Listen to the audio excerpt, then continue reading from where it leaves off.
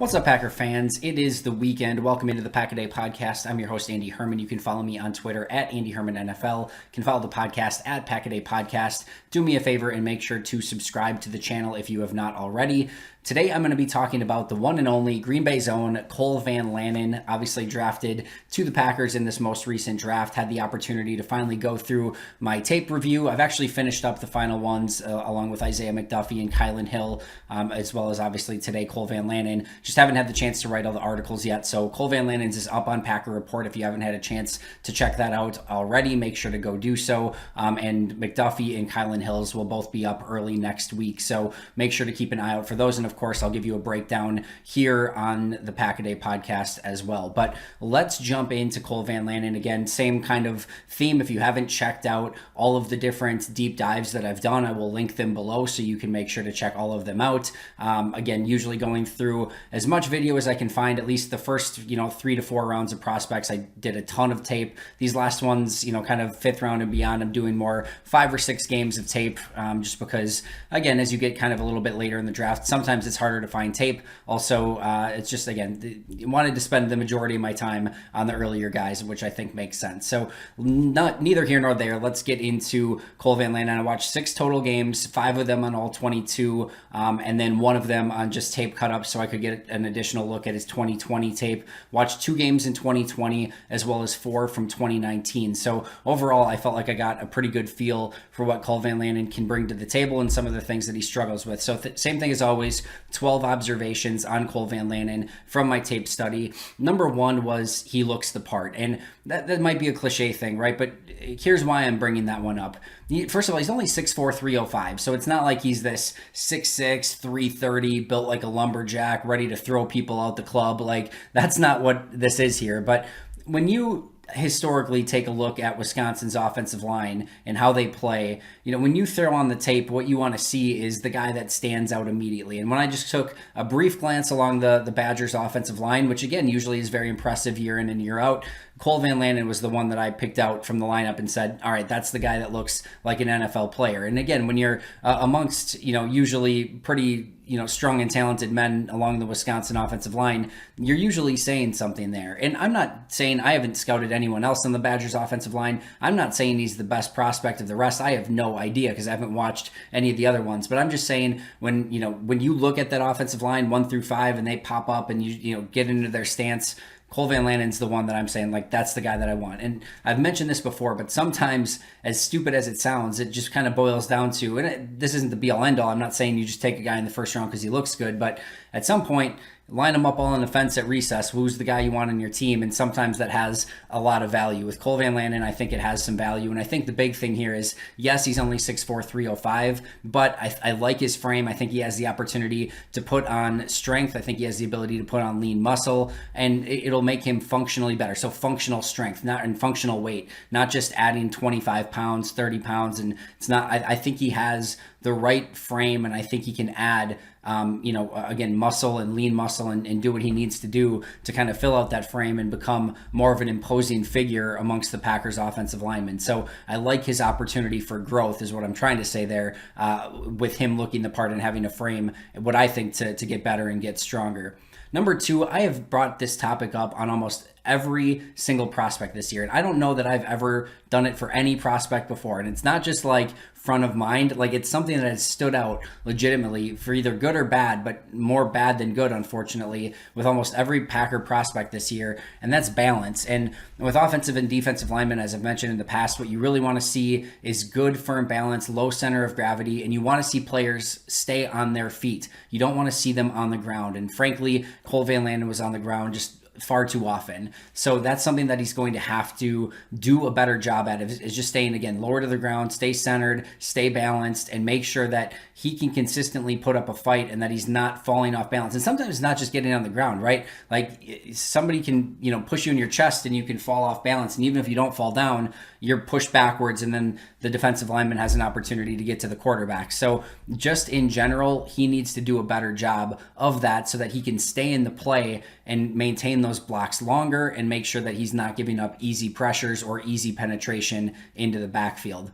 Number 3, how he does win is leverage. And I think this is something that he does a really good job at. Now, it's not totally consistent quite yet. You want to see him gain a better level of consistency here, but this is how Cole Van Lanen wins. And you see him, when you really see him at his best, you can see him driving defenders down the field, outside of the tape, so to speak. And he's doing that because he's out leveraging the defender across from him. And when he really gets underneath you and he really gets his arm extended, he has the ability to move some linemen. So that's something that you love to see. You love to see that he has the strength and that he can win with leverage. Now it's just figuring out, how can I do this on a down-to-down basis and win with this consistently? We'll get to a reason why in just a moment, why it's not consistent and what he can do to kind of help that.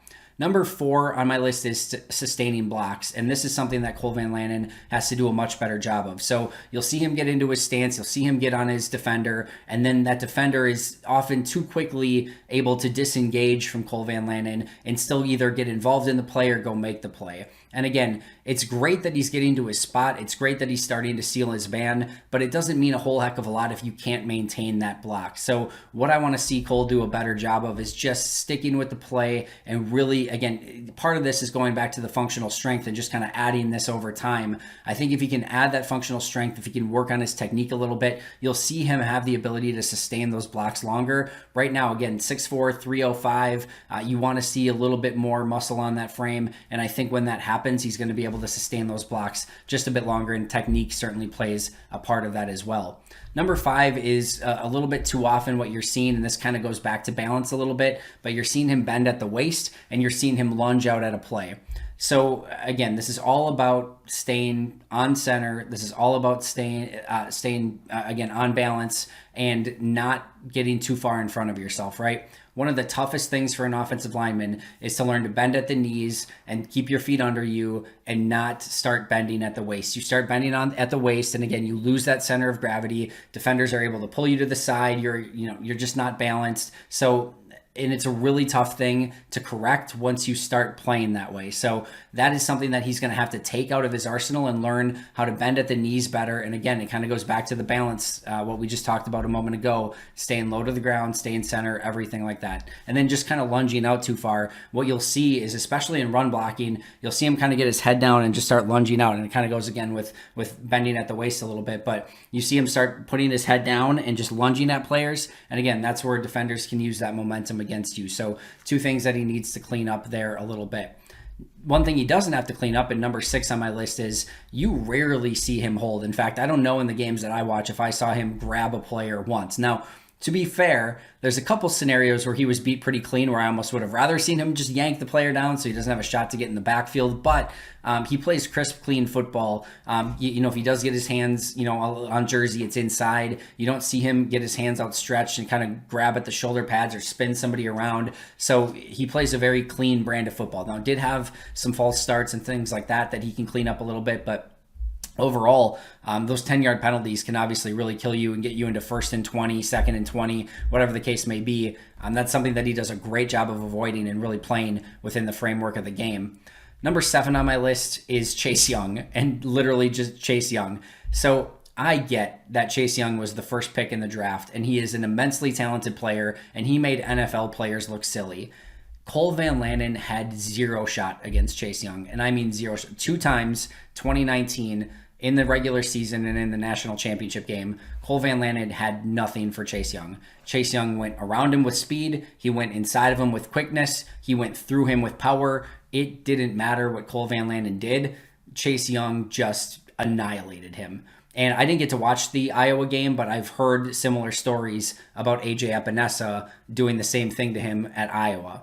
And it's okay to tip your cap to a better defender who's the first overall pick in the NFL draft, but you want to see somebody at least, put up some fight. You want to see it, because Chase Young is amazing, no questions asked, but Chase Young, AJ Epinesa, when he went up against better players, he lost those battles, and those are the players you're going to be seeing on any given Sunday. So it's a bit of a red flag, obviously. That it's one thing to, again, tip your cap on a handful of plays to Chase Young. It's not okay to just lose that battle time after time after time after time. Like, you got to win some of those. So it was a little bit, again, of a red flag there. And I think it's something that he's just going to have to get consistent overall with his body of work. It's adding strength. It's getting better with his technique. It's getting better with his footwork. It's staying centered. It's staying balanced. It's all of it. This is a prospect player that you're taking in the 6th round of the draft, and he has work to do. And you saw the flaws come out when he played better talent. He looked good against, the Nebraskas, who didn't have a top tier defensive end and things like that. Like, against lesser competition, you watch his tape and you're like, okay,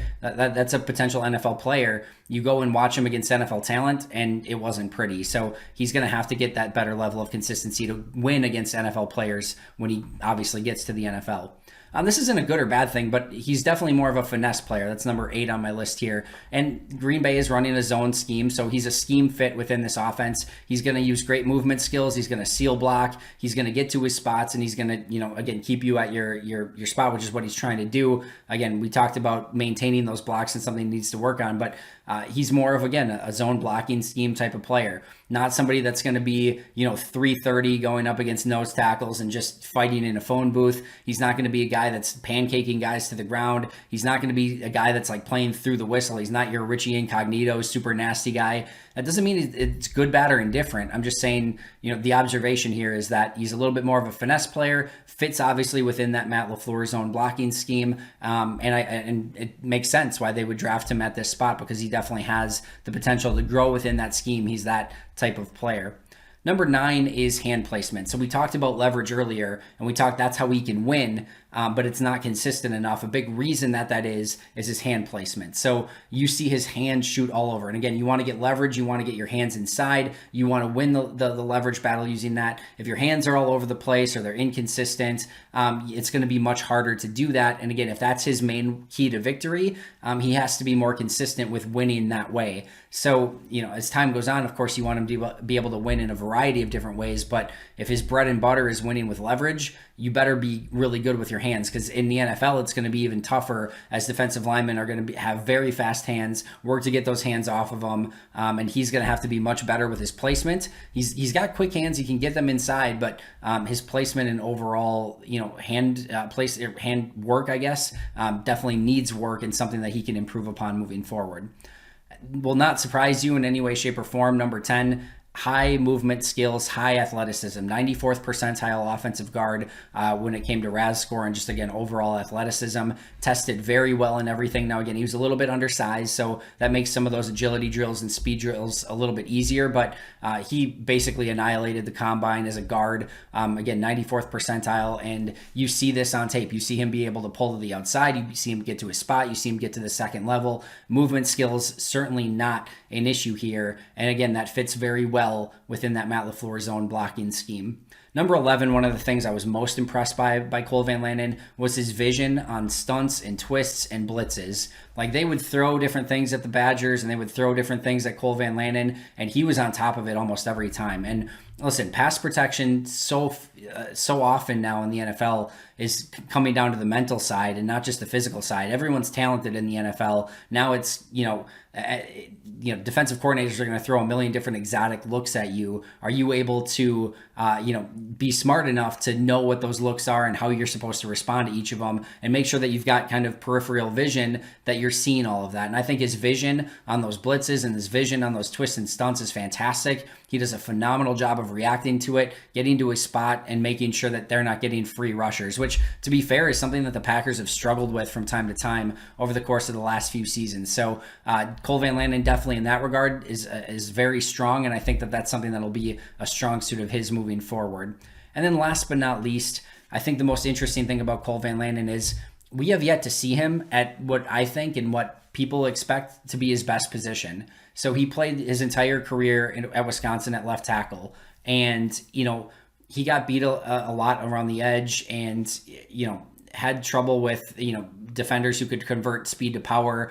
And I just don't think tackle was ultimately his best position. Now he needs to put on some of that functional strength as we talked about as he moves inside to guard, put on some weight, be able to anchor a little bit better when he moves to the inside. But I think guard in his zone blocking scheme is his, by far and away, his best NFL position. So he is finally going to a spot where he's in his best possible scheme and his best possible position. And now you hope some of these positives that he already has, makes it a little bit easier to bring those positives out when he's playing the position that he's supposed to. Again, high IQ guy, hard worker, high athleticism. This is a classic Packers type of pick. And now he's finally moving to his best spot. Your hope is that maybe he, looked poor at times because he just wasn't playing the position that he was supposed to be playing. Now he moves inside, maybe feels a bit more comfortable, isn't quite as much in space. Maybe he finds a home there. And what you're hoping is, again, for Green Bay, all of those positive traits, all that athleticism comes out at this new position. And he, really finds a home there and plays better than what he ever did at tackle in college. And that his best days